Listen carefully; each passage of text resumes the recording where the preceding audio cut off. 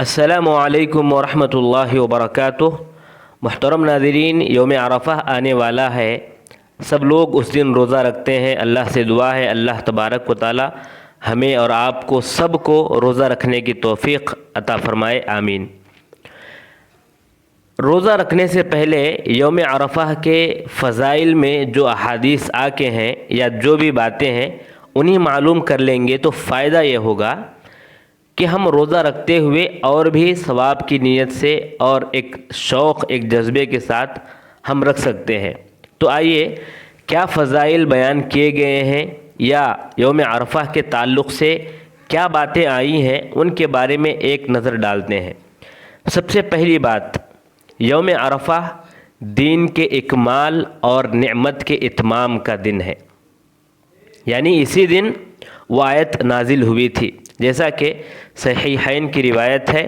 عمر بن خطاب رضی اللہ تعالی عنہ سے مروی ہے، ایک یہودی آیا اور اس نے کہا کہ تمہاری کتاب میں یعنی تمہارے قرآن میں ایک ایسی آیت ہے کہ اگر وہ آیت ہمارے پاس اترتی تو ہم اس دن کو عید کا دن منا لیتے۔ عمر رضی اللہ تعالی عنہ نے کہا کون سی آیت ہے وہ؟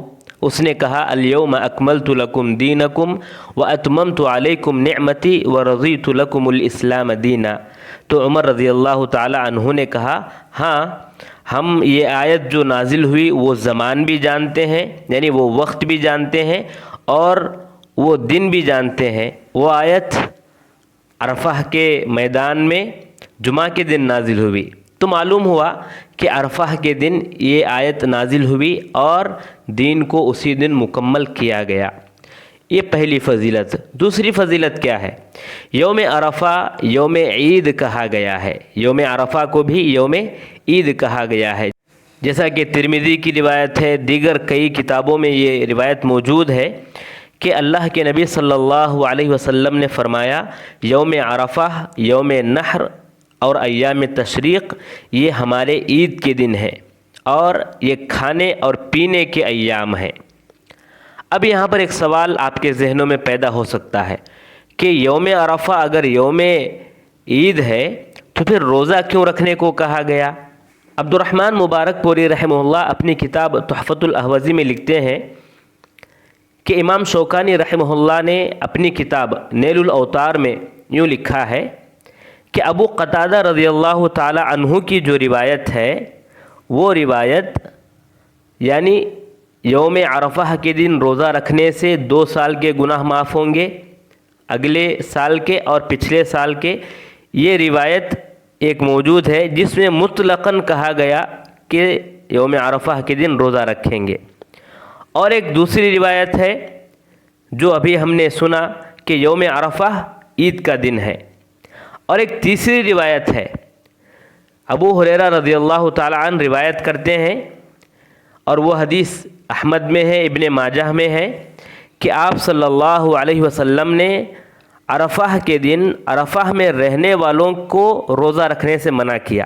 تو امام شوکانی رحمہ اللہ فرماتے ہیں کہ ان تینوں حدیثوں کو جمع کرنے کے بعد یہ بات معلوم ہوتی ہے کہ جو عرفہ میں موجود نہیں ہیں وہ لوگ روزہ رکھیں گے، ان لوگوں کے لیے روزہ رکھنا مستحب ہے یوم عرفہ کا۔ البتہ جو لوگ عرفہ کے دن عرفہ میدان میں موجود ہیں وہ لوگ روزہ نہیں رکھیں گے۔ اشکال دور ہوا شاید۔ اچھا، اب پھر آئیے لوٹتے ہیں تیسری بات، یعنی یوم عرفہ کے بارے میں تیسری فضیلت کیا بیان کی گئی۔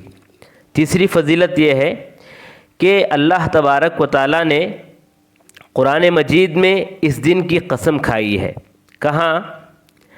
اللہ تبارک و تعالیٰ فرماتے ہیں وَشَاهِدٍ وَمَشْهُودٍ۔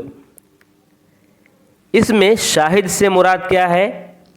یوم جمعہ، اور مشہود سے مراد کیا ہے؟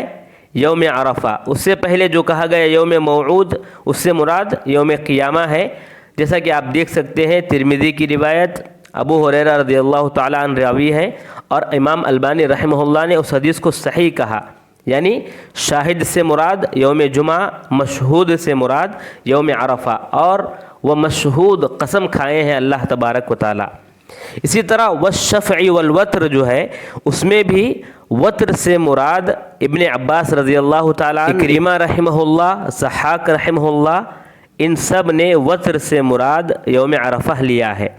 گویا کہ اللہ تبارک و تعالیٰ یوم عرفہ کی قسم کھائے ہیں۔ چوتھی فضیلت یہ ہے کہ اس دن روزہ رکھنے سے، یعنی یوم عرفہ کے دن روزہ رکھنے سے 2 سال کے گناہ معاف ہوتے ہیں۔